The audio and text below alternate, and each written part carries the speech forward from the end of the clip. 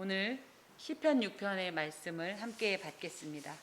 시편 6편은 지휘자의 인도를 받아 연주된 제의 음악으로 여기 현악 8재줄에 맞춘 노래 이 표현이 정확하게 어떤 명칭인지 모르지만 이거는 남성 합창일 때 이런 표제들을 많이 붙이더라. 그럼 여성 합창일 때 뭐라고 하냐면 알라못이란 말 들어봤죠? 이제 우리가 표제를 통해서 보게 될 거예요. 이 안에서. 이 알라못이라는 말이 여성 합창을 얘기하는 거라면 이렇게 8재줄에 현악 8재줄에 맞춘 노래를 남성 합창, 그러니까 남성들이 이 제사 때 예배 때 드리는 어떤 합창곡으로 드렸던 시다. 이렇게 우리가 이해할 수 있습니다. 지난주에 제가 5절에 관악에 맞춘 노래 그랬죠. 그래서 관악보다는 그 당시에 현악이 많이 쓰였다 그랬는데 당장 이런 식으로 현악에 관한 어떤 이런 표제가 붙어 있습니다. 시편 6편은 참회 시편이에요. 참회가 뭐예요? 철저히 나 자신을 하나님 앞에 그저 토설하고 나의 죄를 돌이키려고 하는 이런 하나님 앞에서의 죄에 대한 고백과 은혜의 사죄의 은총을 간구하는 그런 내용인데 시편에는 오늘 본편인 6편을 비롯해서 총 7편이 참회 시편으로 기록되어 있습니다. 그래서 6편 또 32편, 38편, 39, 51, 130, 143인데 51편 같은 경우는 아예 표제가 그렇게 붙어 있어요. 다윗이 밧세바와 음행한 이후에 그 회개의 기도를 올려드렸던 내용이 51편에 기록되어 있는데 그런 식의 이 내용을 가진 참회 시편이 오늘 본문입니다. 오늘 본문은 크게 1절에서 3절 또 4절에서 8절 그리고 9절에서 4절에서 7절 그리고 8절에서 10절로 나누어집니다. 보면 여호와여 주의 분노로 나를 책망하지 마시오며 주의 진노로 나를 징계하지 마옵소서. 여호와여라는 표현이 이제 새롭게 들리지 않나요? 예, 물론 하나님의 이름이시지만 이 여호와여라는 것은 가장 어떻게 보면 하나님과 긴밀하고 밀접하고 내밀한 관계를 가진 어떤 존재가 부르는 하나님의 어떤 이름이다. 거기에다가 이 이름 속에는 하나님의 도장과 같이 하나님의 언약이 반드시 성취되고 이것이 당신과 나와의 이 사랑의 관계를 표시하는 거다라는 어떤 이런 표현들이 다 여호와여라는 표현에 들어 있습니다. 그래서 우리가 시편 속에서 하나님이라는 이런 조금 공식적인 하나님의 이 신명도 많이 받겠지만 생각보다 많은 시편에서 우리가 여호와라는 이름을 발견하게 될 겁니다. 혹시 제가 지난주에 말씀드린 대로 기도할 때 여호와여 하고 기도해 보셨어요? 해보셨어요? 여호와 나의 하나님이여. 이 표현이 저희는 똑같은 표현으로 드릴지 모르지만 분명히 그 안에는 또 다른 어떤 색다른 고백이 들어있다라는 거죠. 하나님께서 분노로 책망하고 진노로 징계하실 일이 있나 봐요. 그러니까 그걸 내게 하지 마옵소서 이렇게 기도를 시작합니다. 특별히 책망하다 또 징계하다 이런 표현은 하나님은 우리를 심판하실 때 죽이려고 심판하시는 게 아니다. 잘못된 것을 바르게 교훈하셔서 훈계하셔서 온전하게 하려는 어떤 목적 가운데 있다. 그것이 지난번에 레위기 26장에서도 지난주에 함께 이 야샤르라는 이 표현에 있다라고 했는데 그러면 왜 이 사람은 주의 분노로 나를 책망하지 마시고 주의 진노로 나를 징계하지 마소서 이렇게 표현할까 할 때 물론 나는 죄를 지었습니다. 그래서 하나님 앞에 혼날 각오가 되어 있습니다만은 내가 지은 이 죄의 무게대로 이 죄의 어떤 대가 그대로 이 죄는 하나님의 진노를 불러일으키고 이 분노를 행하실 수 있는 분명한 근거가 되는데 만약에 하나님께서 내가 지은 이 죄의 크기만큼 무게만큼 심각성만큼 나한테 갚으면 나는 죽습니다. 이런 뜻이에요. 그래서 하나님 내가 잘못했어도 나를 용서하세요. 없던 일로 해주세요. 이런 뜻이 아니라 혼내지 마세요. 이런 뜻이 아니라 하나님 그런데 제가 지은 죄가 너무 커서 하나님이 제가 지은 죄만큼 갚으시면 저 죽어요. 저 못 살아요. 그만큼 어찌 보면 하나님께서 공의롭게 날공의 실제로 우리가 지은 죄만큼 갚으시면 이 세상에 살아날 존재는 결코 없다라는 어떤 이런 믿음의 고백 하에 주님 진노 중에라도 긍휼을 베풀어 주옵소서, 이것이 1절의 고백입니다. 이것을 이제 참회시라고 할 때 이 배경을 여호와의 사죄를 확신함에 드리는 왕의 참회 기도다, 이렇게 표현해요. 이 저자가 다윗이라고 했을 때 이 다윗이 이 정도의 고백을 할 죄가 뭐가 있었을까요? 그렇죠, 바세바 간음 사건. 그래서 이 바세바 간음 사건 때문에 이제 이 다윗이 하나님 앞에 이런 하나님의 진노와 분노 아래 있다라는 고백을 하면서도 또 거기서 단순히 이 바세바와의 간음 사건뿐 아니라 더하여서 뒤에 보면 악인들이라는 존재가 나와요. 원수들이라는 존재가 나와요. 그걸로 봐서 다윗이 이 바세바 간음 사건으로 인해서 이 죄를 지은 것 때문에 악인들이 그걸 빌미로 자신을 조롱할 때 이 다윗이 견딜 수 없는 심정으로 하나님께 이런 토설을 하게 되는 겁니다. 자, 여호와여 내가 수척하였사오니, 이 수척했다라는 것은 병이 들어서 기운이 없는 상태인데, 이 사람 다윗이 병들었다는 얘기가 딱히 없어요. 나중에도 보면, 그죠? 이것은 그래서 병이 들었다기보다는 이 너무 자신이 지은 죄가 커서 하나님 앞에 회개를 하는데 그냥 회개할 수 없으니까 금식하면서 회개를 해서 맥진한 상태가 됐다라는 뜻을 말합니다. 그러고 그 뼈가 수척하여서 하나님 앞에 내가 은혜가 아니면 살 수가 없습니다. 그러니 내게 은혜를 베푸소서. 여호와여 나의 뼈가 떨리오니 나를 고치소서. 뼈가 떨린다는 것은 너무너무 죄송해서 내 영혼 깊은 곳에서부터 그 자책과 후회와 뉘우침과, 근데 이 문제를 나 스스로 해결할 수 없는 어떤 절망감으로 인해서 내가 숨도 쉴 수 없을 정도로 지금 고통스럽습니다. 그러다 보니까 심지어 내가 뼈마디가 다 쑤실 정도로 지금 하나님 앞에 잘못했습니다. 이런 고백이에요. 잠언 17장 22절에 보면 심령의 근심은 뼈를 마르게 한다라고 돼 있는데, 얼마만큼 이 죄에 대해서 깊이 자책하고 뉘우치고 자신을 치길래 심지어는 마치 병이 들어서 기운이 다 쇠한 것 같이 수척하고 뼈가 마르는 것 같이, 뼈가 떨리는 것 같이 고통스러워 하는가. 여러분은 이처럼 철저한 회개를 해본 적이 있으십니까? 딱히 그 정도로 죄는 안 지어봐서, 내 다른 건 몰라도 내 간음은 안 해봐서,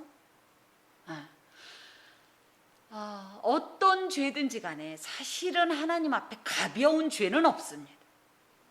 어떤 죄는 나보다, 저 죄는 정말 그래야지, 다윗 간음 정도면 그래야지, 하지만 내 죄는, 따위는 사실 없습니다. 우리가 어떻게 감히 하나님 앞에서 죄의 경중을 따지겠습니까? 너가 잘못한 것을 이야기하지만 그때는 나의 잘못도 함께 돌아보면서, 그래서 너의 잘못을 철저하게 회개하는 것만 종용할 것이 아니라 워낙은 내가 그렇게 하나님 앞에 정말 수척할 정도로 뼈가 떨릴 정도로 철저하게 참회를 해야 합니다.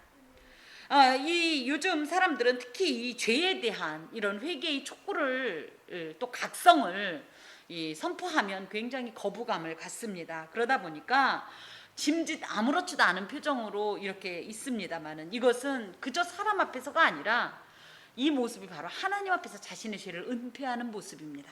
내지는 그 죄를 가볍게 여기고 적당히 넘어가려고 하는 어떤 심사입니다. 그런 면에서 우리가 하나님의 말씀을 받을 때에, 또 어떤 하나님의 징조를 볼 때에 죄가 생각나거든 참으로 수척할 정도로 뼈가 떨릴 정도로 하나님 앞에서 철저하게 그 문제를 해결해야 합니다. 자, 은혜를 베푸소서, 나를 고치소서, 이런 표현 가운데는 하나님의 은혜가 없으면 난 살 수가 없고 하나님이 고쳐주시면 이것은 고쳐지지가 않습니다라는 철저한 자기 무능의 고백이면서 하나님의 전능하심과 하나님의 이 자비하심에 자신의 모든 삶을 맡겨드리는 거예요. 내가 아무리 노력해도 안 되는 이 부분을 하나님께서 고쳐주옵소서. 내가 아무리 회개한들 이 죄를 완전히 벗어날 수 없고 이 죄의 이 오염된 부분이 없어지지 않습니다. 하나님, 하오니 하나님께서 나의 모든 것을 고쳐주옵소서. 이런 고백이 지금 2절에 있습니다. 특별히 나의 영혼도 매우 떨리나이다. 떨리긴 떨리는데 매우 떨리는데 그게 뭐냐면 나의 영혼이다. 그래서 죄는 어떻게 보면 이 육체적 고통을 넘어서 영적인 고통을 유발합니다. 이 영적인 고통이다 할 때는 어떤 것이 영적인 고통일까요? 우리가 그냥 찔리는 정도? 진정한 영적인 고통은 하나님과의 교제 단절입니다. 하나님이 내내 내 얼굴을 늘 이렇게 보고 계시던 분이 눈을 감고 고개를 돌린 상태예요. 이것이 가장 심각한 영적 고통입니다. 그래서 죄는 얼마나 심각하면 하나님과 우리 사이를 끊어요. 절대 끊을래야 끊을 수 없다라고 선포하셨던 이 사이를 끊어내는 것이 죄입니다.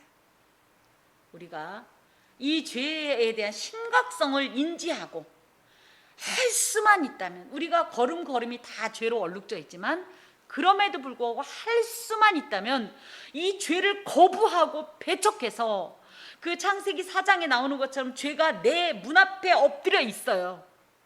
그러면서 계속 나를 요구해요. 죄 지으라고. 그럴 때 그 죄를 단호히 척결할 수 있는 어떤 영적인 이 권위 내지는 오히려 내가 그런 능력이 없으므로 더욱 하나님을 의뢰하는 그런 삶을 살아야 하겠습니다. 그러면서 갑자기 말투가 바뀌는 게, 지금까지는 뭐예요? 나 죽겠습니다 이런 표현하더니 갑자기 여호와여 어느 때까지니까 이러면서 말투가 좀 바뀝니다.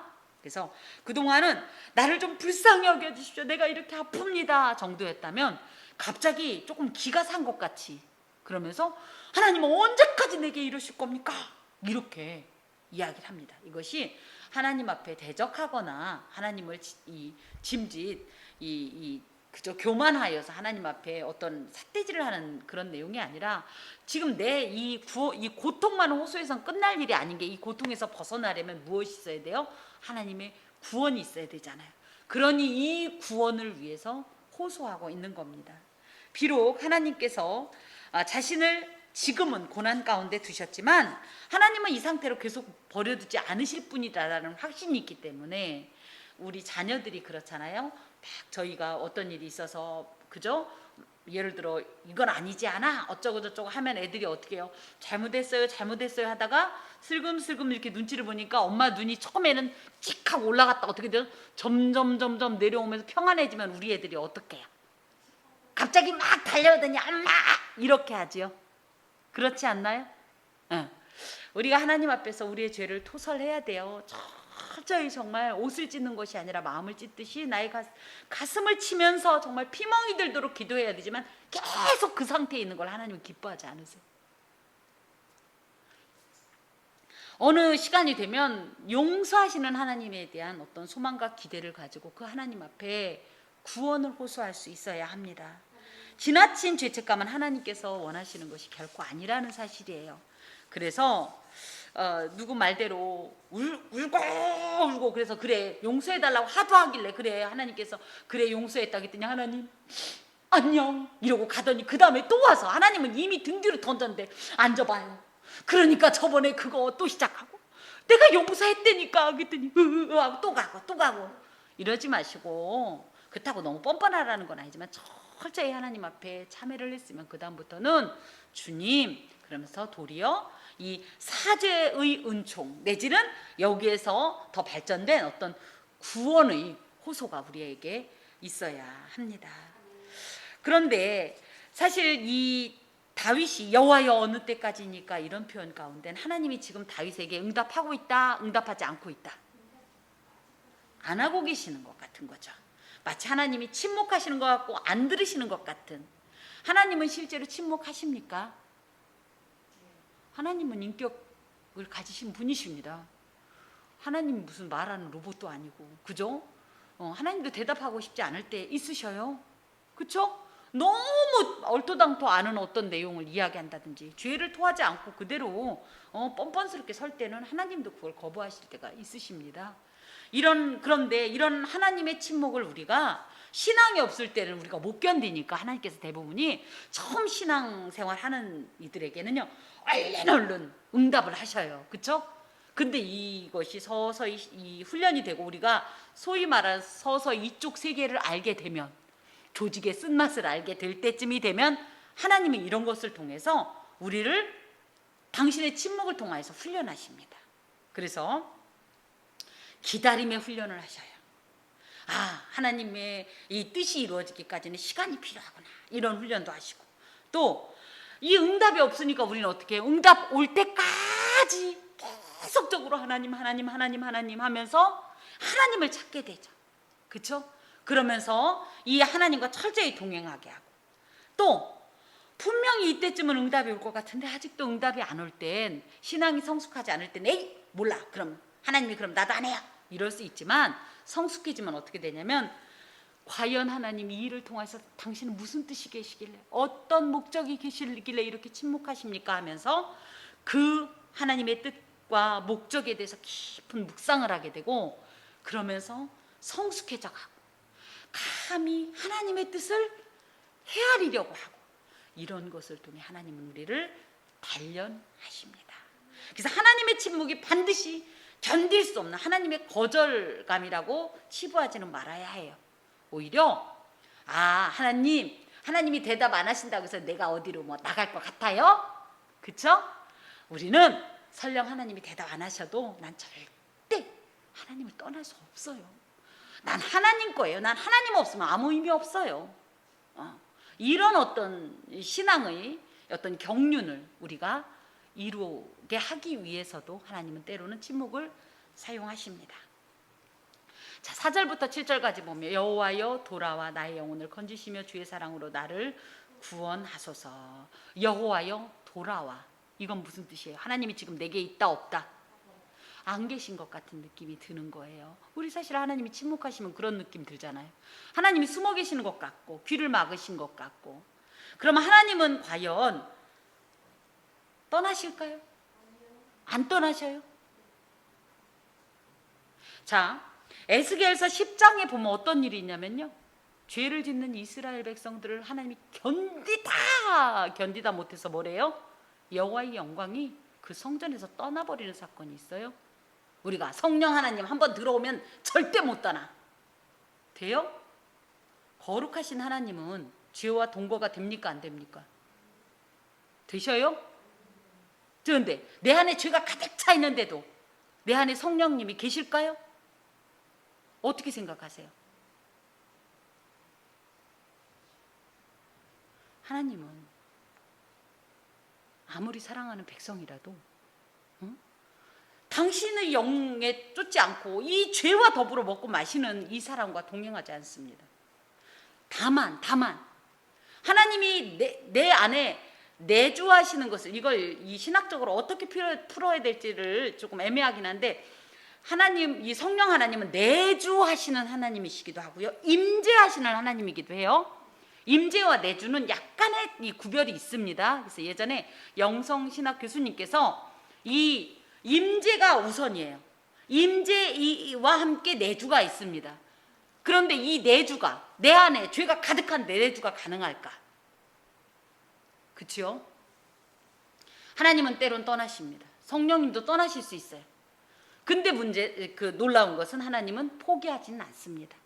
지속적으로 우리의 길을 열어 교훈하시고 깨우치시고 보여주시고, 때로는 종아리도 때리시고, 그야말로 사랑의 채찍을 내리시면서 결국은 내 안에 있는 이 악을 하나님께서 하나님의 도움으로 이겨서 다시 한번 그 내주 충만의 어떤 이 은혜를 성도로 하여금 누리게 하시지만, 우리가 아이고 하나님이 한번 인치셨으니까 성령이 절대 나를 안 떠난다는 생각은, 그래서 보면 에스겔 43장에 보면 그렇게 떠나셨던 하나님께서 다시 임재하셔요. 그 하나님의 영광이. 그래서 우리가 죄가 가득할 때 성령님도 여전히 내 안에서 그 죄와 싸우고 계시다. 물론 그것도 틀린 소리는 아니에요. 하지만 이 임재와 내주를 조금 구분해서 우리가 인식할 필요가 있습니다. 그래서 여호와여 돌아오소서, 이 표현은 그냥 물리적인 어떤 공간의 이동을 이야기하는 것이 아니라 죄로 인해 거두어 가셨던 하나님의 은총이 그동안은 내게 임하지 않았었는데 이제 다시 한번 회복되길, 그래서 내가 그 은혜를 누리며 살길 원합니다. 이런 표현입니다. 그러면서 나를 건지소서, 나를 구원하소서 같은 말이에요. 건지다라는 표현은 빼내다, 어디에서 빼내다, 힘이 없는 자를 구원하다, 이런 뜻인데 숨통이 터질 듯한 어떤 이런 곤고한 상태이기 때문에 하나님이 지금 당장 나를 건져주지 않으면 나는 살 수가 없습니다. 그러니 제발 빨리 돌아와서 그 은총을 다시 한번 내게 비춰주시고 회복하여 주옵소서. 난 하나님의 은혜가 아니면 살 수가 없습니다. 이렇게 고백하고 있습니다. 구원은 하나님의 은혜로만, 능력으로만 가능합니다. 사람이 제 아무리 노력을 하고 힘쓰고 참아도 이룰 수 없는 것이 바로 이 구원이에요. 그러므로 우리가 이런 일이 있을 때 내가 나를 구원하려고 몸부림쳐봤자 전혀 소용이 없습니다. 참아봤자 아무 의미가 없습니다. 결론은 뭐예요? 하나님께 도움을 구해야 돼요. 여호와 이름을 불러야 돼요. 그럴 때 우리에게 구원이 임하는 줄로 믿습니다. 아멘. 사망 중에는 주를 기억하는 일이 없사오니 수월에서 주께 감사할 자 누구리까? 이게 뭐냐면 죽으면 하나님은 아무도 기억 못합니다, 이런 뜻이에요. 물론 죽으면 아무것도 모른다라고 얘기할 수도 있지만 죽음은요, 신학적으로 볼 땐 영과 육의 분리가 일어납니다. 그래서 육체는 정말 흙으로 돌아가지만 영은 어때요? 그쵸. 그래서 영은 그 죽음이란 어떤 기점에서 육체에서 빠져나오죠. 물론 이것이 헬라이즘과 조금 이 연결이 돼서 애매하긴 하지만 어찌됐든 우리가 영을 그렇게 기억합니다. 그렇기 때문에 이 영에는요, 기억도 있고요, 의식도 있어요. 그렇기 때문에 이렇게 저자가 이야기한 것은 그 정도로 내가 죽고 나면 하나님을 감사할 수도 없고 하나님께 감사할 수도 없고 찬양할 수도 없으니, 그리고 회복이 된다 한들 내가 죽었는데 무슨 소용이 있습니까? 그러니까 그 죽기 전에, 이런 뜻이에요. 죽기 전에 나를 구원하소서. 스홀에서 주께 감사할 자 누구리까? 스홀은 지옥과는 조금 다릅니다.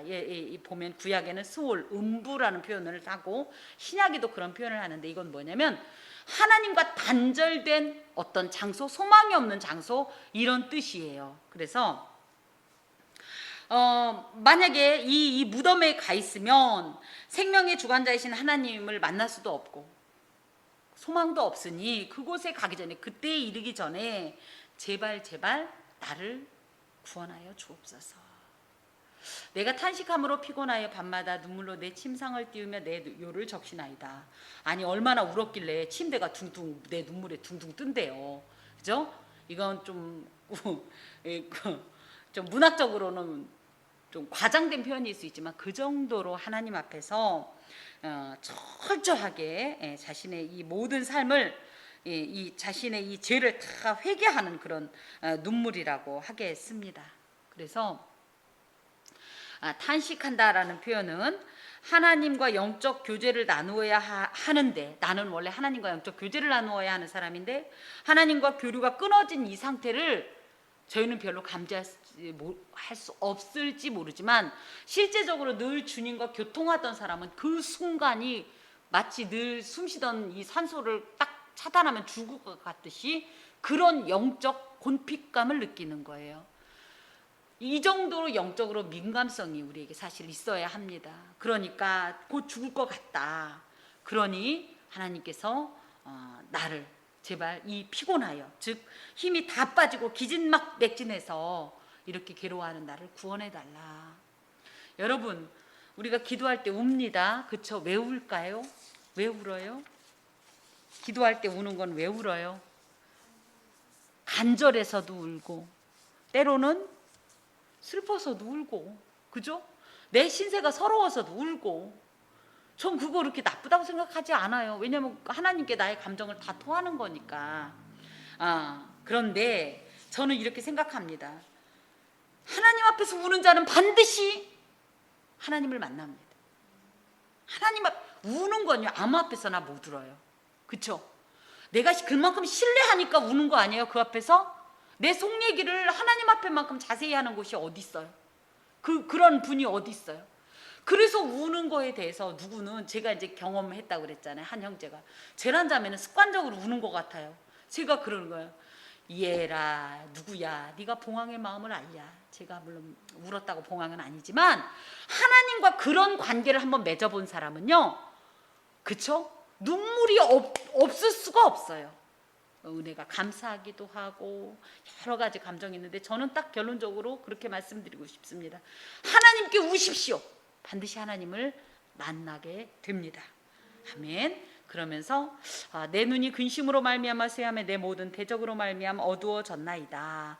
지금 너무 탄식해, 너무 많이 울면 어떻게 돼요? 사람이 다크서클도 막 무릎까지 내려오고 그저 눈도 쑥 들어가고, 지금 이런 표현이에요. 일종의 눈이 반짝반짝 빛나면 어떻죠? 사람이 건강해 보이고 총명이 있어 보이는데 여기 보니까 쇠하고 근심으로 말미암아 쇠하고 또 대적으로 말미암아 어두워졌나이다. 이래서 심지어 이 눈빛이 광채가 없고 병색이 완연한 어떤 그런 모습이라는 거예요, 현재. 그런데 그 뒤에 보면 악을 행하는 너희는 다 나를 떠나라 이런 표현을 해요. 그리고 대적으로 말미암아 어두워졌나이다 이런 표현을 해요. 왜 갑자기 자기가 죄 져놓고서 누구한테 대적이라는 것이고 악을 행한다라고 얘기하나 할 때 우리 욥기에서 이런 내용 배웠습니다. 뭐냐면 당시의 질병은 뭐였어요? 어떤 의미였죠? 하나님의 저주와 심판이었죠. 그렇죠? 그렇기 때문에 사람들은 이 사람을 어떻게 했어요? 경멸하고, 그죠? 비난하고 정죄하고 그러면서 위로하기보다는 오히려 교제를 단절하고 차단하고 이런 내용이 욥기에 나와 있죠. 실제로 친구들도 이런 상태면 관계를 끊었대요. 그게 당시의 어떤 문화적 관례라고 합니다.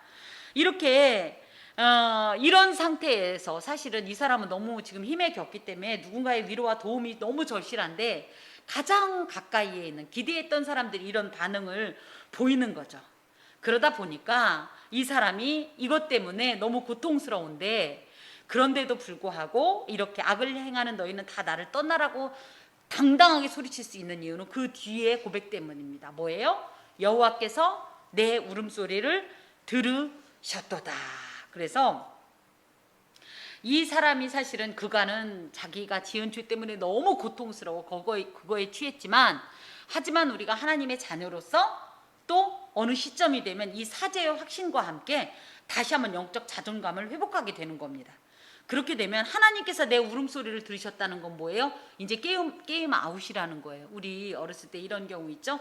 친구들과 이렇게 다투거나 무슨 일이 있을 때 우리가 왕 하고 울 때 쬐끔씩 안 울고 크게 울죠, 일부러. 왜요? 누가 들으라고? 우리 엄마 들으라고. 그래서 친구랑 막 싸우고 있는데 우리 엄마 나타나면 누가 이기는 거예요, 갑자기? 그쵸? 물론 방금도 제가 동생하고 그런 얘기 해고 왔습니다만 저희는 그렇게 울게 되면 더 맞았기 때문에 못 울었어요. 하지만 그런 의미입니다. 그래서 하나님이 내 울음소리를 들으셨으면 너희들은 다 끝이 되는 거예요. 하나님이 내 울음소리를 들었다, 내 탄식소리를 들었다, 내 회개의 소리를 들었다, 내 구원의 호소를 들었다. 그럼 너희들은 당연히 그 결과로서도 나를 떠날 수밖에 없다, 이런 자신감입니다. 예수님을 믿는 사람들이 너무 이렇게 이 지레에 위축되고 겁먹지 마세요. 물론 나는 연약하지만 굳이 얘기하면 나는 우리 하나님 새끼고 너는 안 새끼고, 그런 면에서 둘이 울면 누가 내 소리를 듣겠나? 하나님께서 누구 소리 듣겠나? 내 소리 듣지. 이런 마음으로 너무 주눅들고 위축되지 마시고 하나님의 은혜에 우리의 삶을 기대시기 바랍니다. 그러면서 자, 여호와께서 내 간구를 들으셨으며 여호와께서 내 기도를 받으시리로다. 아멘. 그래서 하나님의 용서와 은총의 회복, 승리의 이 확신으로 이런 표현을 할 수 있는 거예요. 그러면서 내 모든 원수들이 부끄러움을 당하고 심히 떨미며 갑자기 부끄러워 물러가리로다. 그래서 내가 하나님 앞에 용서를 받잖아. 욥이 똑같은 내용이에요. 하나님 앞에 내가 용서받았잖아. 그러면 나는 원래 하나님 앞에 용서를 받는 거지. 너희들은 정죄할 권한이 없었어. 나를 비방할 권한이 없었어. 근데 나는 우리 아버지 하나님께 용서받았잖아. 그렇게 비난하고 정죄하던 너희들은 하나님한테 이제 혼났다. 이제 유아틱하게 말하자면 이런 표현입니다. 그래서 자신이 당했던 이 고통이 대적들에게 부메랑처럼 돌아갈 것이다, 이렇게 확신을 하고 있어요. 우리가 죄 때문에 하나님을 떠날 때엔 인생에겐 대적을 비롯한 온갖 문제가 닥칩니다. 하지만 하나님이 용서하시면 이 모든 것은 다 물러가고, 그때 부적절하게, 불의하게, 불법적으로 나를 정죄하고 판단하였던 이는 하나님이 원수를 갚으십니다. 그러므로 너무 억울해할 거 없어요. 억울하면 하나님 앞에 이르면 돼요. 하나님, 제가 그랬대요. 우리 하나님께서 무조건 내 편은 아니겠지만 하나님은 공의로 판단하시고 그 잘못된 부분을 분명히 징치하신다는 사실을 기억하시기 바랍니다. 말씀을 정리해보면 우리가 죄에 대한 민감성이 있어야 돼요. 죄에 대해서 다윗은 영혼이 떨린다라고 표현합니다. 범죄한 인간이 하나님 앞에서 취해야 될 가장 중요한 우선적 행동이 뭐냐면 이 영혼의 떨림을 감지하는 거예요.